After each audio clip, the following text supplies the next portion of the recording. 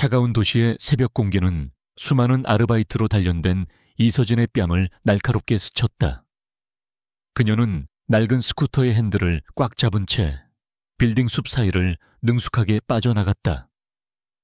이른 아침 배달은 하루 중 가장 고된 일이었지만 고아원에서 동생들을 돌보며 자란 그녀에게 힘든 일이란 삶의 일부와도 같았다. 서진의 세상은 최고급 레스토랑의 음식을 배달하면서도 정작 자신은 편의점 삼각김밥으로 끼니를 때워야 하는 그런 아이러니로 가득 차 있었다. 하지만 그녀는 불평하지 않았다. 그녀의 마음속에는 굳은 현실을 이겨낼 만큼 단단하고 따뜻한 심지가 자리하고 있었다. 그것은 세상의 모든 상처받은 작은 존재들을 향한 깊은 연민과 공감 능력이었다. 같은 시각, 도시의 가장 높은 곳, 진성그룹의 펜트하우스에서는 숨막히는 정적이 흐르고 있었다. 그룹의 젊은 총수 강태무는 통유리창 너머로 펼쳐진 도시의 풍경을 무감각하게 내려다보고 있었다. 그의 등 뒤, 값비싼 장난감으로 가득한 방 한가운데에는 그의 아들 강민준이 앉아 있었다. 5살 배기 아이는 마치 세상의 모든 소리와 색을 잃어버린 인형처럼 텅 빈 눈으로 허공을 응시하고 있었다. 1년 전 빗길 교통사고로 아내를 잃은 그날 이후 민주는 웃음과 말을 모두 잃었다. 태무는 국내 최고의 아동심리치료사들을 모두 동원했지만 아이의 굳게 닫힌 마음의 문을 열 수 있는 사람은 아무도 없었다. 성공 가도를 달려온 그의 인생에서 아들의 침묵은 유일한 실패이자 가장 깊은 상처였다. 그날 오후 서진은 진성타워 로비에 마지막 배달을 위해 들어섰다. 거대한 크리스탈 샹들리에가 빛을 쏟아내는 로비는 그녀의 현실과는 완전히 다른 세상이었다. 그녀가 배달 확인 서명을 받기 위해 잠시 멈춰 섰을 때 한쪽 구석의 소란이 그녀의 시선을 끌었다. 검은 양복을 입은 비서와 보모가 하나의 주위를 둘러싸고 안절부절 못하고 있었다. 아이는 최고급 유모차에 앉아 있었지만 그 모습은 마치 투명한 유리 상자에 갇힌 듯 외로워 보였다. 바로 강민준이었다. 아이는 바닥에 떨어진 작은 로봇 팔을 향해 희미하게 손을 뻗고 있었지만 아무도 그 미세한 신호를 알아채지 못했다. 주변의 어른들은 그저 아이의 심기를 살피며 도련님, 괜찮으십니까? 라는 말만 반복할 뿐이었다. 그들의 과잉보호는 아이의 작은 욕구를 채워주기는커녕 오히려 더 높은 벽을 쌓는 것처럼 보였다. 서진은 자신도 모르게 발걸음을 옮겼다. 그녀는 수많은 아이들을 돌보면서 그들만의 언어를 본능적으로 이해하게 되었다. 그녀는 조심스럽게 민준에게 다가가 아이의 눈높이에 맞춰 몸을 낮추었다. 그리고는 아무 말 없이 바닥에 떨어진 로봇 팔을 주어 아이의 작은 손에 쥐어주었다. 그녀의 행동에는 어떤 의도나 계산도 없었다. 그저 도움이 필요한 작은 아이를 향한 순수한 온정일 뿐이었다. 바로 그 순간 기적 같은 일이 일어났다.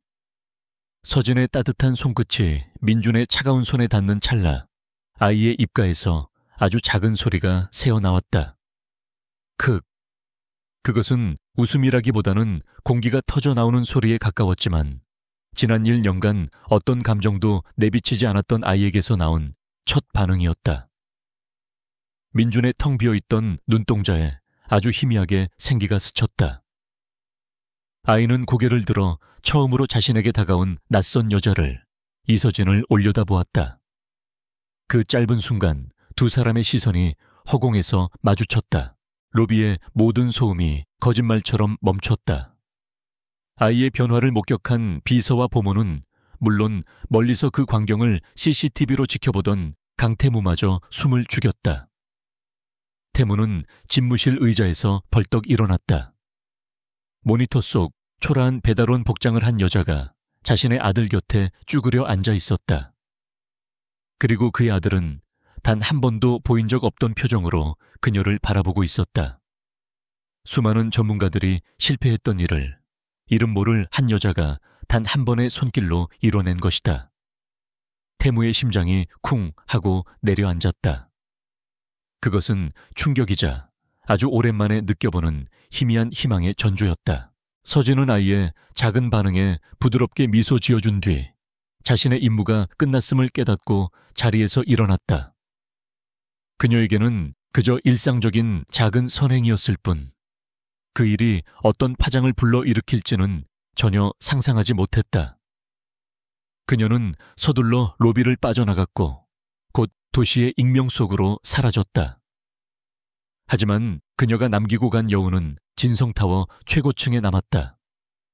강태무는 인터컴 버튼을 눌렀다. 그의 목소리는 언제나처럼 차가웠지만 그 안에는 미세한 떨림이 섞여 있었다. 김비서, 방금 그 여자 찾아내. 서진은 그날의 일을 금세 잊었다.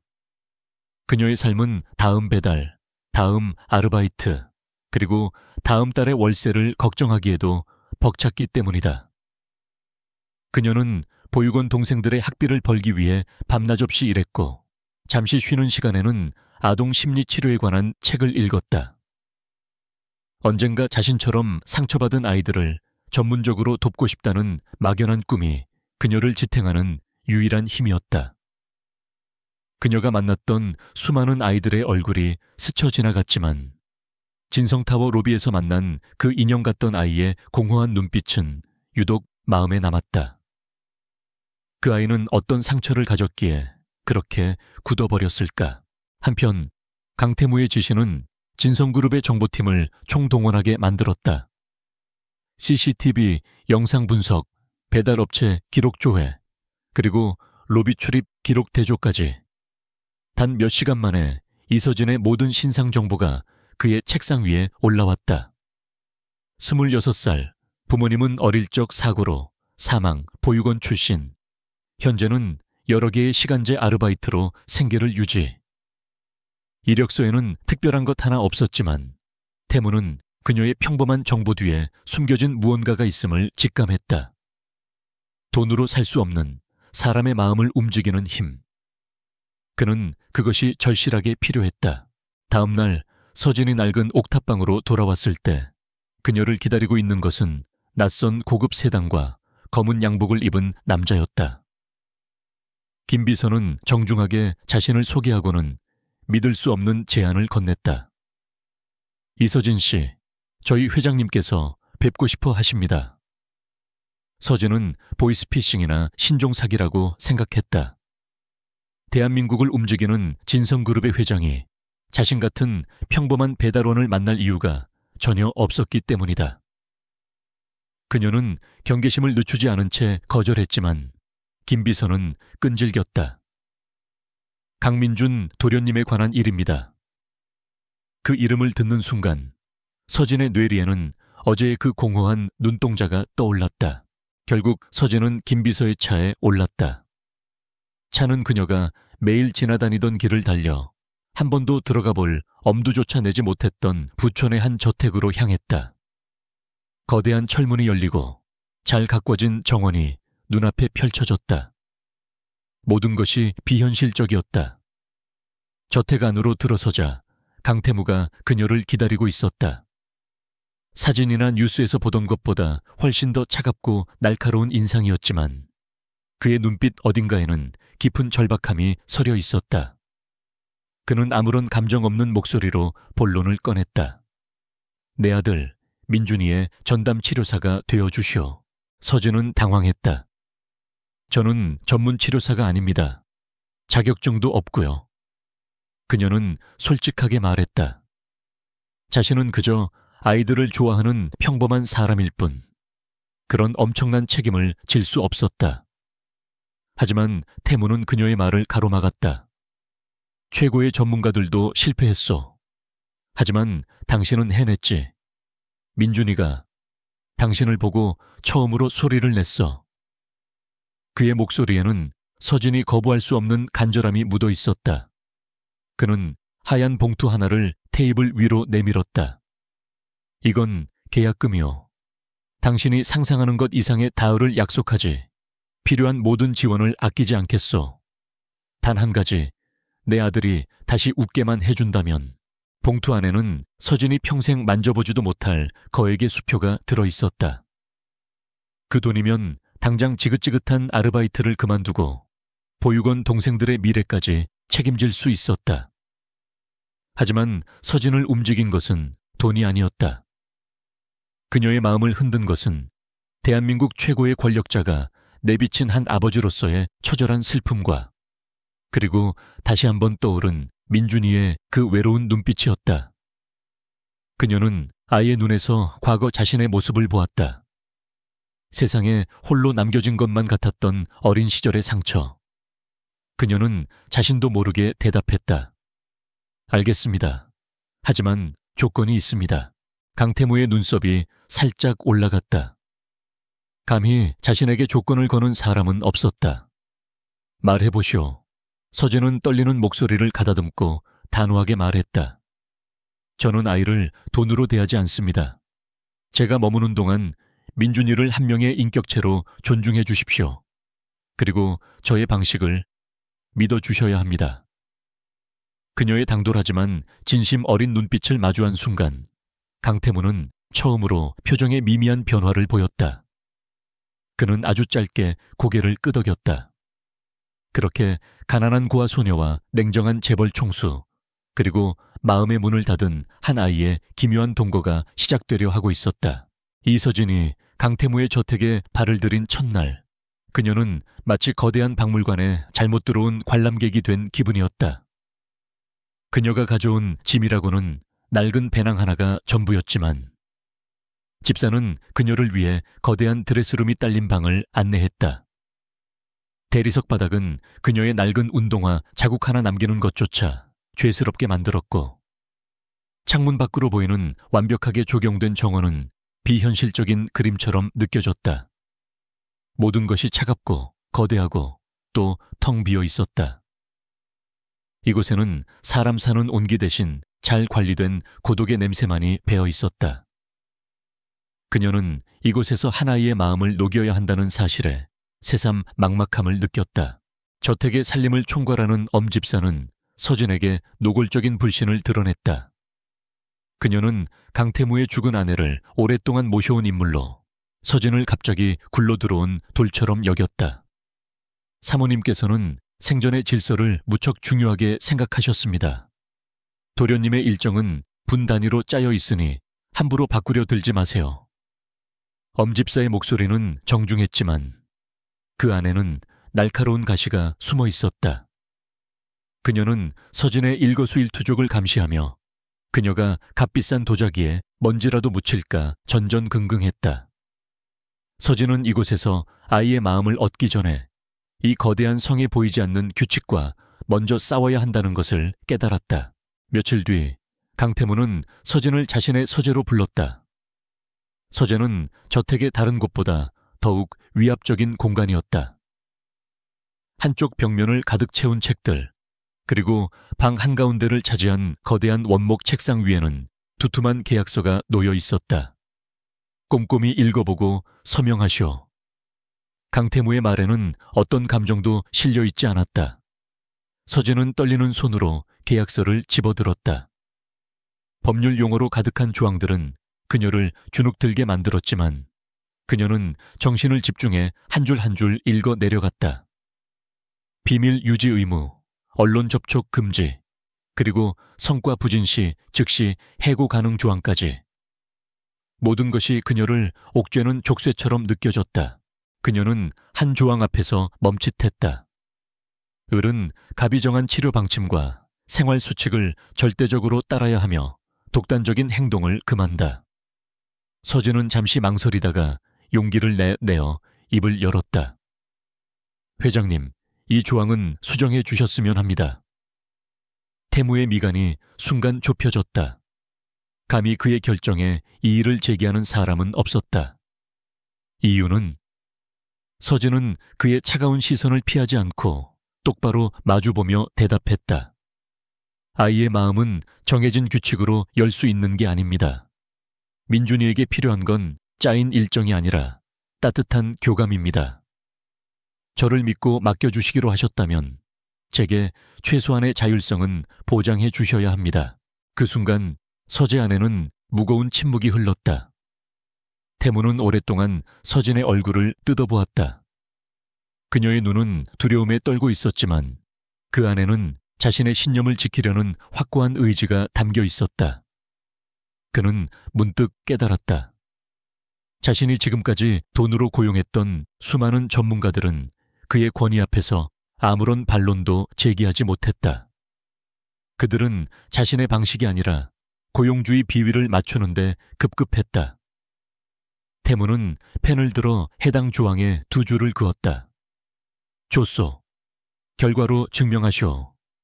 그는 더 이상 아무 말도 하지 않았지만 서진은 그가 자신에게 아주 작은 기회를 주었음을 알 수 있었다. 서진이 계약서에 서명을 마친 바로 그날 저녁 예상치 못한 방문객이 찾아왔다. 강태무의 삼촌이자 진성그룹의 전무이사인 박성훈이었다. 그는 조카와 조카 손자를 걱정하는 자상한 삼촌의 얼굴을 하고 있었지만 그의 눈빛은 뱀처럼 차갑고 계산적이었다. 그는 서진에게 다가와 악수를 청하며 부드럽게 웃었다. 민준이를 돌봐주실 분이시군요. 소문은 들었습니다. 아무쪼록 우리 불쌍한 아이를 잘 부탁드립니다. 그의 말은 위로처럼 들렸지만 소문과 불쌍한 아이라는 단어는 교묘하게 서진과 태무를 깎아내리는 뉘앙스를 풍겼다. 박성훈은 서진에게 이것저것을 묻기 시작했다. 그녀의 경력, 가족, 그리고 어떤 방식으로 민준이를 치료할 것인지에 대해. 질문은 모두 아이를 걱정하는 것처럼 포장되어 있었지만 그 본질은 서진의 약점을 파악하려는 날카로운 탐색전에 가까웠다. 서진은 최대한 말을 아끼며 원론적인 대답만을 반복했다. 그녀는 본능적으로 이 남자가 위험하다는 것을 느꼈다. 그가 떠난 후 태무는 서진에게 무심하게 경고했다. 내 가족이라고 해서 모두 믿을 수 있는 건 아니오. 특히 박전무는. 그 한마디는 서진에게 그녀가 발을 들인 세계가 단순히 한 아이를 돌보는 것을 넘어 보이지 않는 암투가 벌어지는 전쟁터임을 실감하게 했다. 이제 서진은 공식적으로 민준의 곁에 머물게 되었다. 그녀는 엄집사가 짜놓은 빡빡한 일정을 과감히 무시했다. 대신 그녀는 민준의 방 한쪽에 조용히 앉아 자신이 좋아하는 동화책을 소리내어 읽기 시작했다. 그녀는 아이에게 다가오라고 강요하지도 말을 걸지도 않았다. 그저 꾸준히 매일 같은 시간에 책을 읽어주며 자신의 존재가 위협적이지 않다는 것을 알려주려 했다. 처음 며칠 동안 민준은 아무런 반응도 보이지 않았다. 여전히 방구석에 앉아 텅 빈 눈으로 허공만 바라볼 뿐이었다. 집사와 보모들은 그런 그녀의 모습을 보며 뒤에서 수군거렸다. 저렇게 해서 무슨 수로 아이를 치료하겠다는 건지 모르겠다고. 하지만 서진은 흔들리지 않았다. 그녀는 급하게 열매를 따려 하지 않았다. 얼어붙은 땅에 씨앗을 심고 그것이 스스로 싹을 틔울 때까지 묵묵히 기다리는 농부의 마음으로 민준이를 대했다. 그러던 어느 날 오후 그녀가 여느 때처럼 책을 읽고 있을 때였다. 갑자기 등 뒤에서 아주 작은 부스럭거리는 소리가 들렸다. 서진은 돌아보고 싶은 충동을 억누른 채 태연하게 책을 계속 읽어나갔다. 잠시 후 무언가 그녀의 옷자락을 살짝 잡아당기는 느낌이 들었다. 그녀는 천천히, 아주 천천히 고개를 돌렸다. 그곳에는 민준이가 서 있었다. 아이는 여전히 아무 말도 하지 않았지만 그의 손에는 자신이 아끼는 공룡 인형이 들려 있었다. 그리고 그의 눈은 서진이 읽고 있는 책의 그림을 향해 있었다. 그것은 아이가 보낸 첫 번째 신호였다. 당신의 세계에 조금은 관심이 생겼다는 아주 작고 소중한 신호. 서진은 심장이 쿵쾅거렸지만 애써 미소를 감추고 아무 일 없다는 듯이 책의 다음 장을 넘겼다. 그녀는 알고 있었다. 가장 단단한 문도 아주 작은 틈새로부터 서서히 열리기 시작한다는 것을. 그녀와 민준이의 진짜 이야기는 바로 그 순간부터 시작되고 있었다. 이서진은 민준이의 세상에 스며들기 위해 서두르지 않았다. 그녀는 아이의 시간을 존중했고 굳게 닫힌 문이 열리기를 끈기 있게 기다렸다. 그녀의 노력은 아주 작은 변화들로 나타나기 시작했다. 민준이는 더 이상 방구석에만 머물지 않고 서진이 책을 읽는 곳 가까이로 다가와 앉기 시작했다. 어느 날 오후 서진이 정원에서 작은 화단에 물을 주고 있을 때 민준이가 다가와 그녀의 옷깃을 잡았다. 그리고는 말없이 손을 뻗어 잎사귀에 맺힌 물방울을 가리켰다. 아이의 눈에는 난생 처음 보는 보석을 발견한 듯한 순수한 호기심이 반짝이고 있었다. 서진은 그 순간 아이의 얼어붙었던 감정의 호수에 아주 작은 균열이 생기고 있음을 직감했다. 이러한 변화를 가장 먼저 감지한 것은 강태무였다. 그는 집무실의 CCTV 모니터를 통해 혹은 서재의 창문 너머로 두 사람의 모습을 지켜보는 것이 일상이 되었다.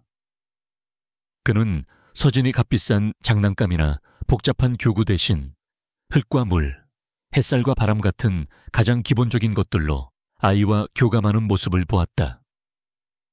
그녀는 민준이와 함께 맨발로 잔디를 밟았고 작은 풀벌레를 관찰했으며 구름의 모양을 보며 상상의 나라에를 펼쳤다. 아이는 여전히 말을 하지는 않았지만 표정은 눈에 띄게 밝아졌다. 아주 가끔 희미한 미소 같은 것이 입가에 스쳐 지나가기도 했다. 태무는 자신의 거대한 성 안에 아내의 죽음 이후 처음으로 온기가 돌기 시작했음을 느꼈다. 그 온기는 낯설었지만 결코 싫지 않았다. 서진과의 짧은 대화도 늘어났다. 저녁 식사 후 태무는 그녀에게 민준이의 하루에 대해 묻곤 했다. 오늘은 뭘 했소? 그의 질문은 여전히 딱딱했지만 그 안에는 진심 어린 궁금증이 담겨 있었다. 서진은 아이가 무당벌레를 보고 신기해했던 일, 흙장난을 하다가 손이 더러워진 것을 보고 처음으로 인상을 찡그렸던 일 등 소소한 일상들을 보고했다. 태무는 말없이 듣고만 있었지만 그의 눈빛은 서서히 부드러워지고 있었다. 그는 서진이라는 여자가 단지 아들의 치료사가 아니라 잊고 있던 삶의 작은 기쁨들을 일깨워주는 존재임을 어렴풋이 깨닫고 있었다. 그의 얼음 같던 마음에 자신도 모르는 사이 작은 파문이 일고 있었다. 하지만 이 평화로운 변화를 못마땅하게 지켜보는 이가 있었으니 바로 박성훈 전무였다. 그는 강태무의 집에 드나드는 횟수를 늘리며 상황을 예의주시했다. 그는 조카의 표정이 미세하게 부드러워지고 조카 손자의 얼굴에 생기가 도는 것을 보며 위기감을 느꼈다. 강태무가 안정을 되찾고 아버지로서의 역할을 제대로 해낸다면 자신이 그룹을 차지할 명분이 사라지기 때문이었다. 그는 교묘한 방식으로 서진을 흔들기 시작했다. 어느 날 그는 세계적인 아동교육 전문가가 설계했다는 최첨단 AI 로봇을 민준이의 선물이라며 가져왔다. 요즘은 이런 과학적인 방법으로 아이들을 교육시킨다더군. 서진 씨의 방식도 좋지만 역시 전문가의 시스템을 따르는 게 안전하지 않겠나? 그의 말은 서진의 노력을 구시대적이고 비전문적인 것으로 폄하하는 명백한 공격이었다. 서진은 그의 의도를 알아차렸지만 겉으로는 아무렇지 않은 척 미소 지으며 감사하다고 말했다. 하지만 그녀는 그 AI 로봇의 전원을 켜지 않았다. 민준이에게 필요한 것은 차가운 기계음이 아니라 사람의 따뜻한 목소리라는 것을 그녀는 알고 있었기 때문이다. 박성훈의 계략은 여기서 그치지 않았다. 그는 가족 모임이나 이사회에서 은근슬쩍 강태무의 상태에 대한 우려를 표명했다. 태무가 아직 충격에서 벗어나지 못한 것 같아 걱정일세.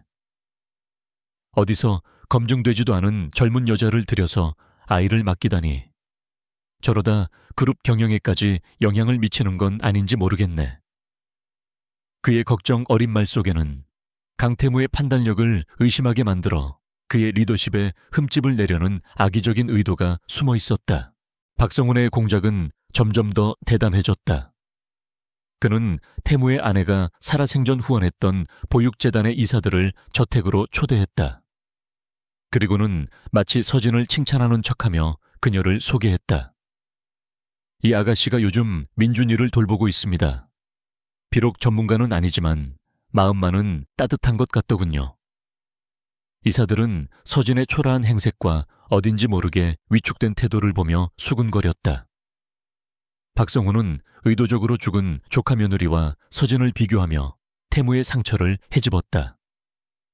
형수님이 살아계셨더라면 민준이를 위해 분명 세계 최고의 전문가를 찾으셨을 텐데 태무가 너무 외로워서 판단이 흐려진 건 아닌지 걱정됩니다. 그 말은 태무의 가슴에 비수처럼 꽂혔다. 박성훈은 일부러 아내의 기억을 들춰내 그를 흔들고 있었다. 이사들이 돌아간 후 저택에는 무거운 침묵이 감돌았다. 박성훈은 결정타를 날렸다. 태무야, 이 사진들이 걱정이 많다. 자네가 그 여자에게 너무 의지하는 것처럼 보인다고 하더군. 공과 사를 구분해야지. 그 여자는 그저 고용인일 뿐이야. 정을 주다 보면 나중에 곤란한 일이 생길 수도 있어. 그의 목소리는 더없이 자상했지만 내용은 태무와 서진 사이를 갈라놓으려는 교활한 이간질이었다. 모두가 태무가 분노하거나 혹은 박성훈의 말에 동요하여 서진을 해고할 것이라 예상했다. 하지만 태무의 반응은 예상 밖이었다. 그는 차갑게 가라앉은 목소리로 입을 열었다. 삼촌께서 제 아들이나 제 경영 방식에 대해 걱정해 주시는 건 감사하지만 도가 지나치십니다. 그는 자리에서 일어나 박성훈을 똑바로 노려보았다. 이서진 씨는 누구도 해내지 못한 일을 하고 있습니다. 그녀는 단순한 고용인이 아니라 내 아들에게 가장 필요한 사람입니다. 다시는 제 아들과 관련된 제 결정에 의문을 제기하지 마십시오. 그의 단호한 태도에 박성훈의 얼굴이 순간 굳어졌다. 그는 자신의 계략이 처음으로 벽에 부딪혔음을 깨달았다. 그날 밤 태무는 잠든 민준의 방을 확인하고 나오다가 복도에서 서진과 마주쳤다. 그녀는 낮에 있었던 일 때문에 어쩔 줄 몰라 하며 고개를 숙였다. 죄송합니다. 저 때문에 곤란해지신 것 같아서. 태무는 아무 말 없이 그녀를 지나쳐 가려다 잠시 멈춰 섰다. 그리고는 아주 낮은 목소리로 말했다. 신경 쓰지 마시오. 당신은 당신의 일만 하면 돼. 그는 그 말만 남기고 자신의 방으로 들어갔다. 짧은 한마디였지만 서진에게는 그 어떤 위로보다 큰 힘이 되었다.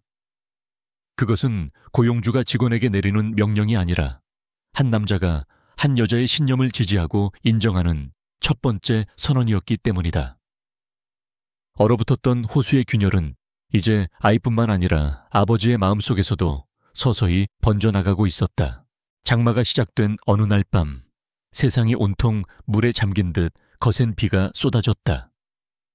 천둥 소리가 거대한 저택의 창문을 뒤흔들었고 번개가 칠 때마다 어두운 복도가 섬광처럼 빛났다. 바로 그날 밤 강민준의 닫혀있던 기억의 문이 폭풍 후에 뜯겨나가듯 거칠게 열렸다. 아이는 자정을 넘긴 시각에 비명을 지르며 잠에서 깼다. 하지만 그것은 일반적인 아이의 울음소리가 아니었다. 목이 찢어질 듯한 단어 없는 절규였다. 소리를 듣고 가장 먼저 달려온 엄집사와 보모가 아이를 달래려 했지만 민준이는 미친 듯이 발버둥치며 그들의 손길을 거부했다. 아이의 눈은 공포로 가득 차 현실이 아닌 다른 무언가를 보고 있는 듯 했다. 소란을 듣고 달려온 서진은 그 광경을 보고 심장이 내려앉는 것 같았다. 그녀는 직감적으로 지금 아이에게 필요한 것이 섣부른 위로나 억압이 아님을 알았다. 그녀는 엄집사에게 물러나 달라고 부탁한 뒤 천천히 아이에게 다가갔다. 그녀는 민준이를 억지로 안으려 하지 않고 침대 옆 바닥에 조용히 앉았다. 그리고는 어릴 적 보육원에서 무서운 밤마다 동생들에게 불러주었던 아주 단순하고 부드러운 자장가를 나지막이 허밍하기 시작했다. 그녀의 목소리는 천둥 소리에 맞서는 작은 촛불 같았지만 그 안에는 흔들리지 않는 평온함이 담겨 있었다. 서진의 노랫소리가 방안을 채우자 아이의 격렬한 움직임이 서서히 잦아들었다. 민준이는 여전히 흐느끼고 있었지만 공포에 질려있던 눈동자가 조금씩 초점을 찾기 시작했다. 아이는 서진을 바라보았다. 그녀의 존재 자체가 폭풍우 속에 안전한 항구처럼 느껴지는 듯했다. 잠시 후 민준이는 흐느낌 사이로 처음으로 의미를 알 수 없는 단어를 내뱉었다. 아저씨, 나쁜 아저씨, 쾅. 아이의 입에서 나온 몇 개의 단어는 파편처럼 흩어져 있었지만 그 조각들은 끔찍한 그림을 암시하고 있었다.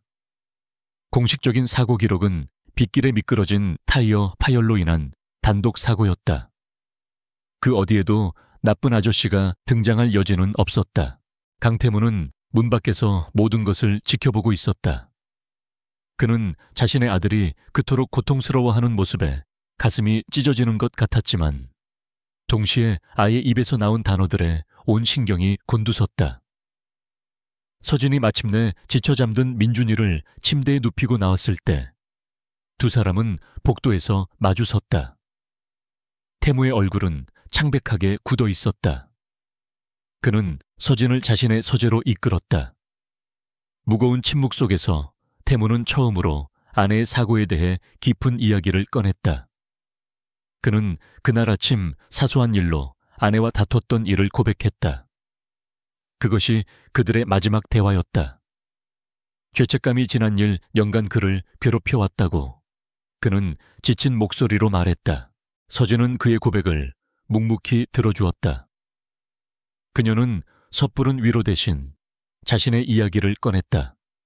어릴 적 사고로 부모님을 한꺼번에 잃었을 때 오랫동안 그것이 자신의 탓인 것만 같았다고.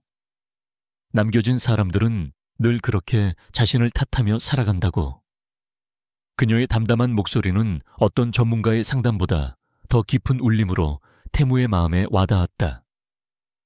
두 사람은 그날 밤 고용주와 피고용인의 관계를 넘어 같은 상처를 공유하고 서로의 아픔을 보듬는 인간 대 인간으로 마주섰다. 태무는 서진의 눈에서 깊은 연민과 이해심을 보았고 그는 처음으로 누군가에게 자신의 가장 약한 모습을 온전히 드러냈다. 서진과의 대화는 태무에게 새로운 용기를 주었다. 그는 더 이상 죄책감 속에 주저앉아 있을 수 없었다. 아들의 부서진 기억 조각과 그동안 마음속에서 희미하게 피어오르던 의심이 하나로 합쳐져 거대한 확신이 되었다. 아내의 죽음은 단순한 사고가 아닐지도 모른다. 그는 즉시 김 비서에게 비밀리에 연락했다. 1년 전 사모님 사고 관련 자료 전부 다시 검토해. 당시 현장 담당했던 경찰부터 견인차 기사, 목격자까지 먼지 하나까지 전부 다시 털어봐. 그의 목소리는 강철처럼 차갑고 단호했다. 슬픔에 잠겨있던 남자는 이제 진실을 추적하는 냉정한 승부사로 돌아오고 있었다. 그날 이후 저택의 공기는 미묘하게 변했다. 낮에는 서진과 민준이가 함께하는 평온한 시간이 흘렀지만 밤이 되면 태무는 김 비서가 가져온 자료들을 파헤치며 보이지 않는 적과 싸웠다. 서진은 그가 무엇을 하고 있는지 묻지 않았지만 그의 눈빛이 이전보다 훨씬 더 날카롭고 위험해졌음을 느낄 수 있었다. 그녀는 자신이 할 수 있는 최선을 다했다. 민준이의 곁을 지키며 아이가 다시 악몽을 꾸지 않도록 보살폈고 태무가 늦은 밤 서재에서 나올 때면 따뜻한 차 한 잔을 몰차 건네곤 했다. 그것은 무언의 응원이자 당신은 혼자가 아니라는 작은 신호였다. 민준이의 상태는 그날 밤의 발작 이후 오히려 조금씩 더 나아졌다. 한번 터져나온 기억의 파편이 감정의 물꼬를 튼 것인지 아이는 서진에게 더 많이 의지했고 가끔씩은 옹알이처럼 의미 없는 소리를 내기도 했다. 서진은 아이가 내뱉는 모든 소리에 귀를 기울였다. 그 안에 또 다른 진실의 조각이 숨어 있을지도 모른다는 생각에서였다. 그녀와 태무 그리고 민준이는 이제 각자의 방식으로 하나의 목표를 향해 나아가고 있었다. 잃어버린 웃음을 되찾고 묻혀버린 진실을 밝혀내기 위한 위험한 여정. 그들 사이에는 더 이상 계약서의 조항으로 설명할 수 없는 깊고 단단한 유대감이 형성되고 있었다. 어느 늦은 밤, 태무는 조사 자료에서 이상한 점을 발견했다. 사고 현장에서 사라진 아내의 블랙박스 메모리 카드, 그리고 사고 직전 아내의 차를 뒤따랐던 의문의 검은 세단에 대한 희미한 목격자 진술. 경찰은 그것을 단순한 착오로 종결했지만 태무의 직감은 그것이 사건의 핵심이라고 말하고 있었다. 그는 창밖을 바라보았다. 폭풍우는 지나갔지만 세상은 여전히 어두웠다. 하지만 이제 그는 더 이상 그 어둠 속에서 홀로 방황하지 않았다. 그의 곁에는 서진이 있었고 그의 등 뒤에는 반드시 지켜야 할 아들이 있었다. 진실을 향한 그의 전쟁은 이제 막 시작되고 있었다. 강태무의 비밀 조사는 칠흑 같은 어둠 속에서 한 줄기 빛을 찾아내는 것과 같았다. 김 비서가 밤낮으로 뛰어다닌 끝에 마침내 결정적인 증인을 찾아냈다. 그는 1년 전 사고 당시 아내의 차를 견인했던 기사였다. 처음에는 입을 굳게 다물었던 그는 김 비서의 끈질긴 설득과 신변 보호 약속 끝에 무거운 진실을 털어놓았다. 사고 직후 현장에 도착했을 때 그는 잘려나간 브레이크 호스가 일반적인 파열과는 미세하게 다르다는 것을 발견했다. 하지만 얼마 지나지 않아 나타난 한 남자가 거액의 돈을 쥐어주며 단순 사고로 입을 다물라고 협박했다는 것이다. 그의 진술은 태무의 의심을 끔찍한 확신으로 바꾸어 놓았다. 이것은 사고가 아니라 완벽하게 계획된 살인이었다. 더욱 충격적인 사실은 그날 원래 그 차를 운전하기로 했던 사람은 아내가 아니라 바로 강태무 자신이었다는 점이다. 아내가 갑작스러운 약속 때문에 그의 차를 대신 가져갔던 것이다. 목표는 처음부터 그였다. 태무는 온몸의 피가 차갑게 식는 것을 느꼈다. 그는 보이지 않는 적에게 둘러싸여 있었다. 가장 가까운 곳에 있는 가족, 그리고 자신이 평생을 바쳐 이끌어온 그룹의 임원들 중 누가 자신을 향해 칼을 겨누고 있는지 알 수 없었다. 그는 서재에 홀로 앉아 용의자들의 명단을 작성하기 시작했다. 그 명단의 가장 위에는 자상한 삼촌의 가면을 쓴 박성훈의 이름이 적혀 있었다. 태무의 움직임을 감지한 것일까? 박성훈은 더 이상 기다려주지 않았다. 그가 선택한 무기는 대중의 호기심과 언론의 잔인함이었다. 며칠 뒤 한 연예 매체의 인터넷판에 자극적인 제목의 기사가 올라왔다. 단독 비운의 황태자 강태무 회장, 아들 치료사와 부적절한 관계 의혹. 기사에는 누군가 몰래 찍은 듯한 사진 여러 장이 첨부되어 있었다. 정원에서 민준이와 함께 웃고 있는 서진의 모습. 늦은 밤 서재에서 나오는 태무와 복도에서 마주선 서진의 모습. 모든 사진은 교묘한 악의를 품고 두 사람의 관계를 의심하게 만들도록 편집되어 있었다. 스캔들은 순식간에 퍼져나갔다. 대중들은 확인되지 않은 사실을 기정사실로 받아들이며 서진을 신데렐라를 꿈꾸는 야심가로, 태무를 아내의 죽음도 잊은 파렴치한으로 몰아세웠다. 진성그룹의 주가는 폭락했고 이사회는 긴급회의를 소집해야 한다며 아우성이었다. 저택의 분위기는 그 어느 때보다 차갑게 얼어붙었다. 엄 집사는 노골적인 경멸의 시선으로 서진을 쏘아보았고 다른 고용인들은 그녀를 유령처럼 피했다. 서진은 자신의 낡은 배낭보다 더 초라한 존재가 된 것 같았다. 그녀는 태무와 민준이에게 씻을 수 없는 상처를 주었다는 죄책감에 고개를 들 수 없었다. 그날 밤 서진은 조용히 자신의 짐을 쌌다. 그녀가 이곳에 더 머무는 것은 모두에게 해가 될 뿐이라고 생각했다. 그녀가 막 방문을 열고 나서려는 순간 문 앞에 강태무가 서 있었다. 그의 얼굴은 분노로 굳어 있었지만 그 분노는 그녀를 향한 것이 아니었다. 어딜 가려는 거요. 그의 목소리는 낮고 위협적으로 깔려 있었다. 제가 더 이상 폐를 끼칠 수는 없습니다. 서진은 눈물을 참으며 말했다. 제가 떠나면 모든 게 잠잠해질 거예요. 그 말에 태무는 실소했다. 떠난다고? 지금 당신이 떠나는 게 바로 저들이 원하는 거요. 당신이 도망치면 이 모든 거짓말이 사실이 되는 거라고. 그는 한 걸음 다가서며 그녀의 팔을 붙잡았다. 그의 손길은 거칠었지만 그 안에는 그녀를 붙잡고 싶은 절박함이 담겨 있었다. 이건 당신이나 나 개인의 문제가 아니야. 이건 전쟁이요. 내 아들을 지키고 죽은 내 아내의 진실을 밝히기 위한 전쟁. 당신은 이 전쟁의 가장 중요한 증인이자 내 유일한 아군이야.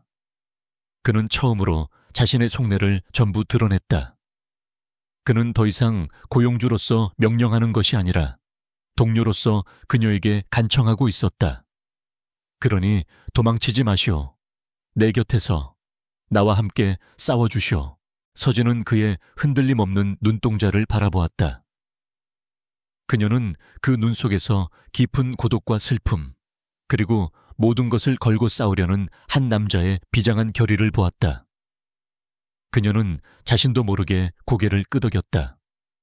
눈물이 흘러내렸지만 그것은 더 이상 슬픔의 눈물이 아니었다. 그녀는 깨달았다. 자신이 이 거대한 성에 들어온 것은 단순히 한 아이를 치료하기 위함이 아니었다. 어쩌면 운명은 상처 입은 새 영혼이 서로를 보듬고 함께 거대한 악에 맞서 싸우도록 그들을 이곳으로 이끌었는지도 모른다. 그녀는 더 이상 도망치지 않을 것이다. 그날 이후 태무는 본격적인 방역을 준비했다. 그는 언론의 광기에는 일절 대응하지 않았다. 대신 자신의 법무팀과 김비서를 소집해 비밀리에 작전 회의를 열었다. 그의 목표는 더 이상 방어가 아니었다. 그는 박성훈이 파놓은 함정을 역이용하여 그를 자신의 덫으로 끌어들일 계획을 세우기 시작했다. 그는 스캔들로 인해 자신의 입지가 불안정해진 것처럼 연기하며 박성훈이 방심하고 스스로 꼬리를 드러내도록 유도했다. 태무는 이제 사냥감이 아니었다. 그는 적의 목덜미를 물어뜯을 순간을 기다리는 냉혹한 사냥꾼이 되어 있었다. 그의 책상 위에는 박성훈의 사진이 놓여 있었다. 그의 차가운 눈빛이 사진 속 박성훈의 웃는 얼굴을 꿰뚫고 있었다. 이제 사냥은 끝났다. 함정을 설치할 시간이었다. 박성훈이 던진 그물은 예상보다 촘촘하고 거대했다. 언론 스캔들을 빌미로 소집된 긴급 이사회에서 그는 비통한 표정으로 강태무의 리더십에 대한 불신임만을 상정했다. 회장님의 개인적인 문제로 인해 그룹의 이미지가 실추되고 주주들의 가치가 훼손되는 것을 더 이상 지켜볼 수만은 없습니다. 지금은 그룹을 위해 결단을 내려야 할 때입니다. 박성훈에게 은밀히 포섭되었거나 위기 앞에서 흔들리던 이사들은 그의 말에 동조했다. 결국 강태무의 회장직 해임을 안건으로 하는 임시 주주총회 소집이 가결되었다. 태무는 회의 내내 굳은 표정으로 침묵을 지켰다. 그의 모습은 마치 모든 것을 포기한 패배자처럼 보였다. 이사회 결과가 알려지자 강씨 일가의 원로들까지 저택으로 몰려와 태무를 압박했다. 그들은 한 목소리로 모든 문제의 원흉인 이서진을 당장 내보내라고 종용했다. 내 아비가 살아있었다면 통탄할 일이다. 근본도 모르는 계집애 하나 때문에 평생을 바친 그룹을 위기에 빠뜨릴 셈이냐.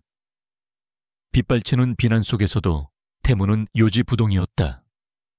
그는 그저 제 아들의 문제입니다. 제가 알아서 하겠습니다. 라는 말만 반복할 뿐이었다. 그의 완고한 태도는 그를 더욱 고립시켰고 박성훈에게는 그의 비이성적인 집착을 공격할 또 다른 명분을 주었다. 세상은 이제 완전히 태무에게서 등을 돌린 듯했다. 저택 안의 공기는 납덩이처럼 무겁게 가라앉았다. 서진은 자신이 이 폭풍의 눈이 되었다는 사실에 숨조차 제대로 쉴 수 없었다. 그녀 때문에 태무가 모든 것을 잃을 수도 있다는 공포가 그녀를 덮쳤다. 하지만 그녀는 도망칠 수 없었다. 태무가 자신을 믿고 함께 싸워달라고 했던 말을, 그의 절박했던 눈빛을 잊을 수 없었다. 그녀는 자신이 무력하게 흔들리는 대신 자신이 할 수 있는 유일한 일에 집중하기로 결심했다. 바로 강민준의 곁을 지키는 것. 그녀는 어쩌면 모든 문제의 해답이, 진실의 가장 중요한 열쇠가 바로 이 작은 아이에게 있을지도 모른다고 믿었다. 서진은 민준이와 더 많은 시간을 보냈다. 그녀는 아이와 함께 그림을 그리고 블록을 쌓고 조용한 음악을 들었다. 그러던 중 그녀는 한 가지 특이한 점을 발견했다. 민준이가 유독 낡은 곰 인형 하나에 집착한다는 것이었다. 그 곰 인형은 사고 당시 아이가 품에 안고 있던 유일한 물건이었다. 아이는 잠을 잘 때도 놀 때도 항상 인형을 곁에 두었고 수시로 인형의 배 한쪽을 만지작거렸다. 서진은 처음에는 그것이 단순한 애착 행동이라고 생각했다. 하지만 아이의 반복되는 행동 속에서 어떤 간절한 신호를 읽어냈다. 어느 날 오후, 서진은 민준이와 함께 인형을 가지고 놀다가 아이가 늘 만지던 배 부분의 실밥이 조금 뜯어져 있는 것을 발견했다. 그녀는 바느질 도구를 가져와 인형을 꿰매주겠다고 말했다. 민준이는 잠시 망설이는 듯 하더니 조용히 그녀에게 인형을 건네주었다.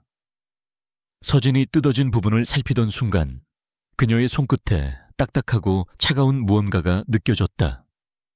그것은 인형 속에 들어있는 솜의 감촉이 아니었다. 그녀는 조심스럽게 뜯어진 틈을 조금 더 벌렸다. 그리고 그 안에서 작고 반짝이는 금속 조각 하나를 발견했다. 그것은 독특한 문양이 새겨진 옷깃 핀이었다.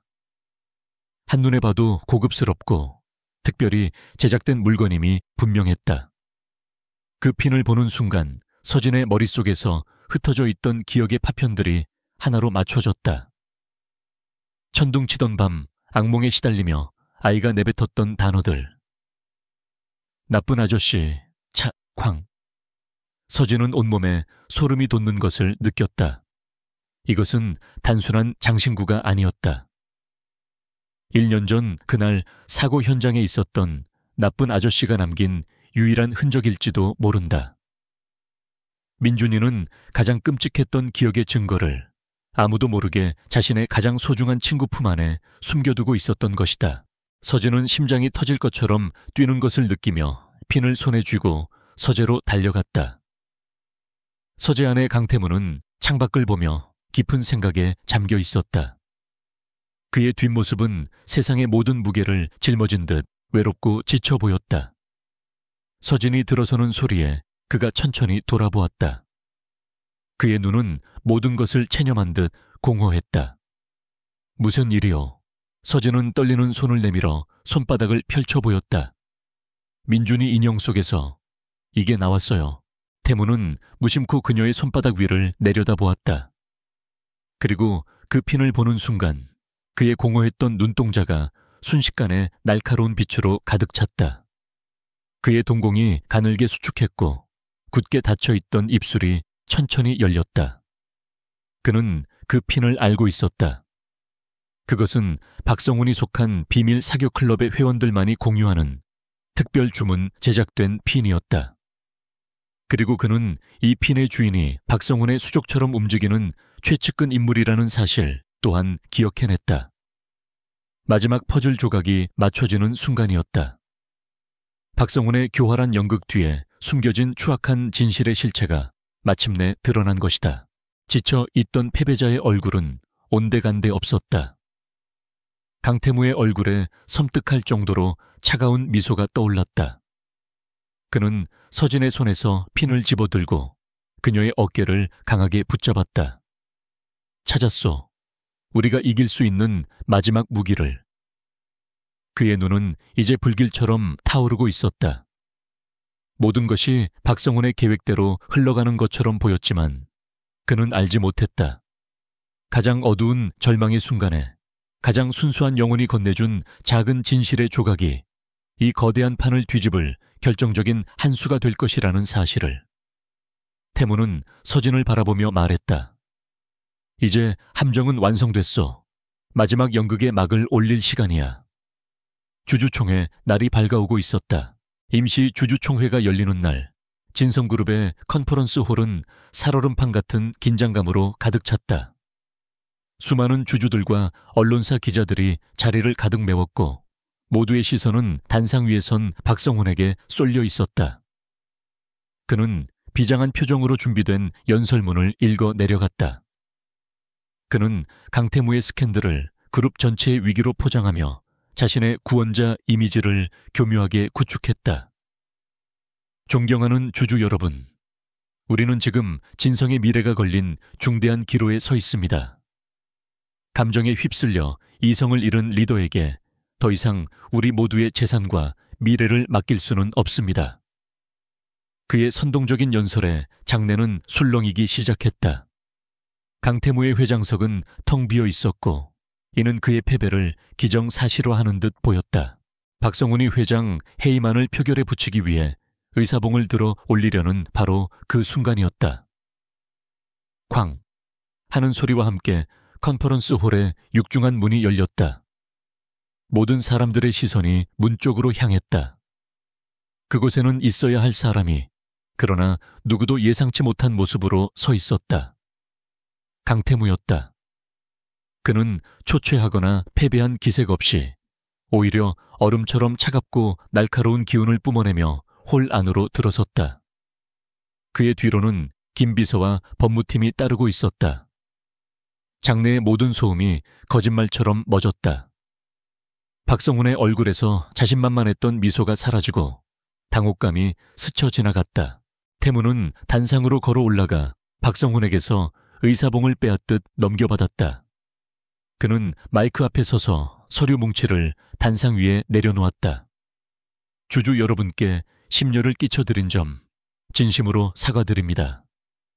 하지만 오늘 이 자리는 제 해임안을 논하기 전에 그룹 내에 기생하며 모든 것을 좀먹고 있는 진짜 암세포를 도려내기 위해 마련되었습니다. 그의 서늘한 목소리가 홀 전체에 울려 퍼졌다. 그는 곧바로 스크린의 각종 데이터와 비밀 장부들을 띄우기 시작했다. 그것은 박성훈이 수년간 저질러온 횡령과 주가 조작, 비자금 조성에 대한 명백한 증거들이었다. 박성훈의 얼굴이 하얗게 질리기 시작했다.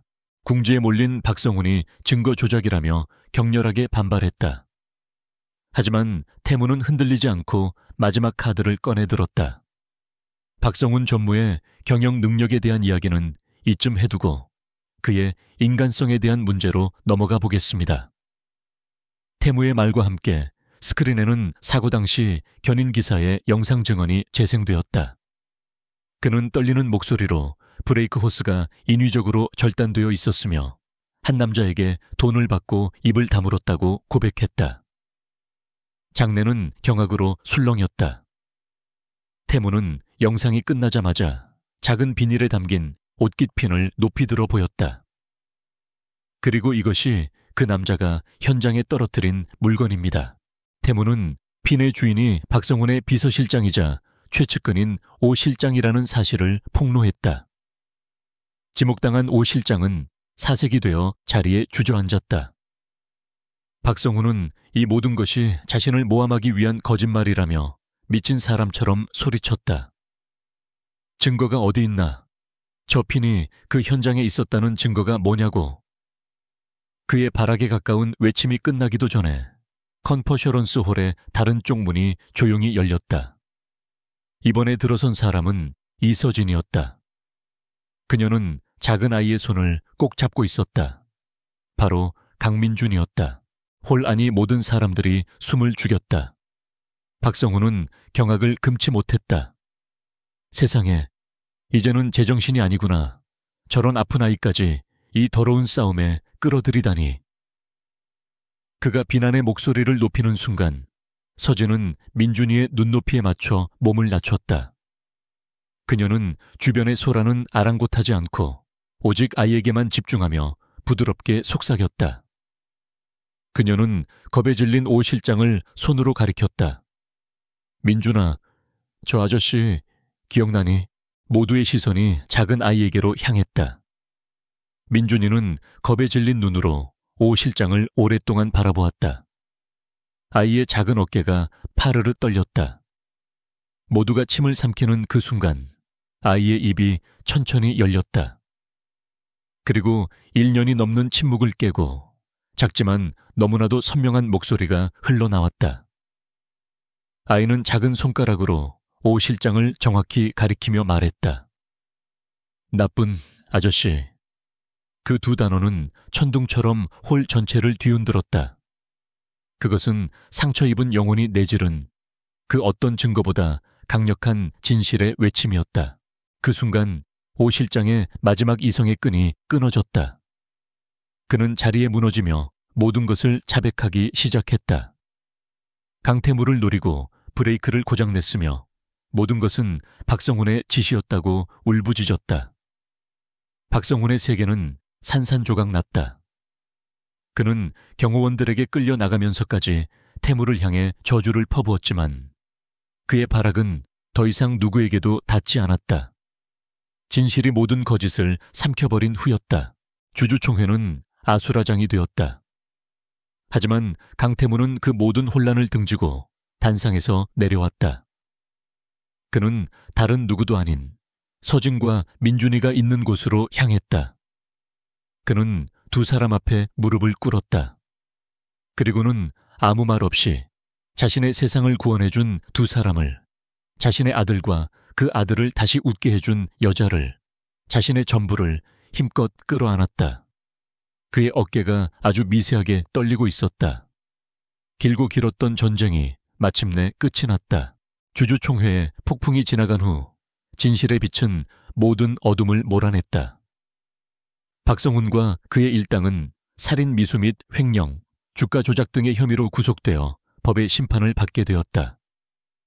언론은 하루아침에 태도를 바꾸어 강태무를 비극을 이겨낸 영웅이자 아들을 지키기 위해 거대 악과 맞서 싸운 위대한 아버지로 칭송했다. 진성그룹의 주가는 연일 최고치를 경신했고 강태무의 리더십은 그 어느 때보다 견고해졌다. 하지만 태무에게 진정한 평화를 가져다 준 것은 회사의 안정이나 명예의 회복이 아니었다. 그것은 바로 그의 거대하고 차가웠던 저택에 울려 퍼지기 시작한 아이의 웃음소리였다. 강민주는 기적처럼 변해갔다. 침묵의 감옥에서 걸어 나온 아이는 세상의 모든 것에 호기심을 보였다. 아빠, 하늘은 왜 파래요? 서진 선생님, 저 꽃 이름은 뭐예요? 쉴 새 없이 이어지는 질문들은 저택의 모든 사람들을 미소 짓게 만들었다. 한때 인형처럼 감정을 잃었던 아이는 이제 잔디밭을 뛰어다니다 넘어지면 울음을 터뜨릴 줄도 알았고 서진이 해주는 맛있는 음식에 행복하게 웃을 줄도 아는 평범한 5살배기 아이가 되었다. 태무는 더 이상 CCTV를 통해 아들을 훔쳐보지 않았다. 그는 매일 저녁 정시에 퇴근해 아들과 함께 목욕을 하고 서진과 함께 식탁에 앉아 그날 있었던 소소한 이야기들을 나누었다. 저택은 더 이상 박물관이 아닌 따뜻한 온기가 가득한 가정이 되어가고 있었다. 서진의 삶에도 변화가 찾아왔다. 엄집사는 과거의 무례를 진심으로 사과했고 다른 고용인들은 그녀를 진심으로 존경하고 따랐다. 강태무는 그녀가 아동심리치료사의 꿈을 계속 이어갈 수 있도록 최고의 교수진이 있는 대학의 편입학 수석을 지원해 주었다. 그녀는 더 이상 생계를 위해 여러 개의 아르바이트를 전전하는 가난한 고아 소녀가 아니었다. 그녀는 자신의 능력을 당당히 펼치며 한 아이의 세상을 구했고 이제는 더 많은 아이들에게 희망을 주기 위한 길을 걷게 되었다. 하지만 그 무엇보다 그녀를 행복하게 한 것은 자신을 엄마처럼 따르는 민준이와 어느새 세상에서 가장 든든한 존재가 된 한 남자의 곁이었다. 어느 화창한 주말 오후 세 사람은 처음 만났던 진성타워가 아닌 평범한 시민공원으로 나들이를 갔다. 태무는 회장으로서의 위엄을 모두 내려놓고 아들과 함께 흙투성이가 되도록 공을 차고 비눗방울을 불었다. 서진은 돗자리에 앉아 그 모습을 바라보며 행복한 미소를 지었다.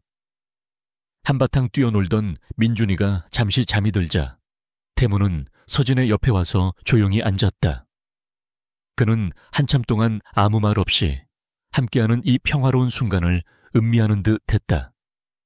그리고는 아주 진지한 목소리로 입을 열었다. 서진 씨, 당신을 처음 만났을 때 나는 당신에게 아들을 웃게만 해달라고 했소. 하지만 당신은 내 아들뿐만 아니라 나까지 구했소. 그는 서진의 손을 조심스럽게 잡았다. 그의 손은 따뜻하고 단단했다. 내 세상은 아내가 죽은 그날 이후로 멈춰 있었소. 민준이의 침묵은 나의 죄책감이었고 이 저택은 나의 감옥이었지. 당신이 오기 전까지는. 그는 서진의 눈을 깊이 들여다보았다. 그 눈에는 더 이상 차가운 카리스마가 아닌 한 남자의 진솔하고 따뜻한 사랑이 담겨 있었다. 이제 더 이상 계약으로 당신을 붙잡아두고 싶지 않소. 월급이나 지원 같은 조건이 아니라 내 남은 인생 전부를 당신에게 주고 싶소. 그는 주머니에서 작은 벨벳 상자를 꺼내 열었다. 그 안에는 화려하지 않지만 맑고 깨끗하게 빛나는 작은 다이아몬드 반지가 들어있었다. 이서진 씨, 나와 민준이의 세상에 들어와 우리의 빛이 되어주시오. 나의 아내가 되어 우리의 진짜 가족이 되어주겠소. 서진의 눈에서 뜨거운 눈물이 흘러내렸다. 그녀는 말없이 고개를 끄덕였다. 세상에서 가장 행복한 눈물이었다. 태무는 그녀의 네 번째 손가락에 반지를 끼워주었고 두 사람은 잠든 아이의 곁에서 조용히 입을 맞췄다. 그것은 모든 상처가 치유되고 새로운 행복이 시작됨을 알리는 약속의 입맞춤이었다. 1년 후 한때는 적막했던 강태무의 저택 정원에서는 민준이의 6번째 생일 파티가 열리고 있었다. 정원은 아이들의 웃음소리와 풍선, 그리고 행복한 음악으로 가득 찼다. 민준이는 친구들과 스스럼 없이 어울리며 밝게 웃고 있었다. 서진은 아름다운 드레스를 입고 손님들을 맞이했고 그녀의 배는 사랑스러운 생명의 기운으로 기쁘게 불러 있었다. 강태무는 더 이상 차가운 CEO가 아닌 세상에서 가장 행복한 남편이자 아버지의 얼굴로 아내의 허리를 감싸 안았다. 민준이가 케이크의 촛불을 끄기 위해 달려오다 두 사람을 보고 외쳤다. 아빠, 엄마, 사랑해요.